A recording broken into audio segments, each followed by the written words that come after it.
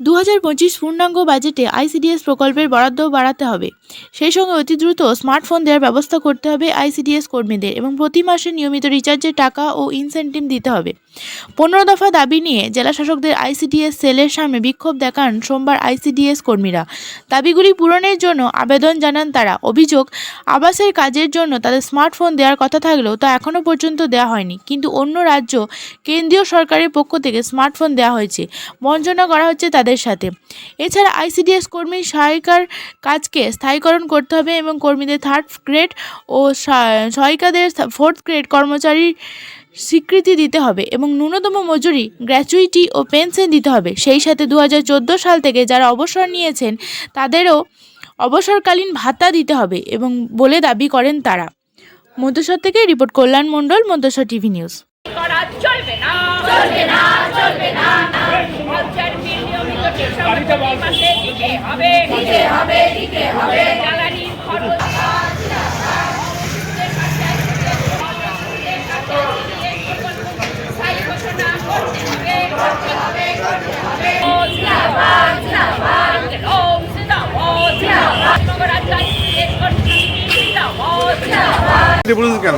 আমাদের আজকে ডেপুটেশন 13 দফা, মূলত 13 দফা দাবিতে।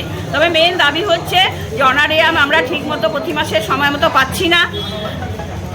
শিশুদের অতিরিক্ত পুষ্টির যে ভাউচার টাকা, জ্বালানির টাকা আমাদের প্রতি মাসে দিচ্ছে না, 3 মাস 4 মাস পরে পরে দিচ্ছে।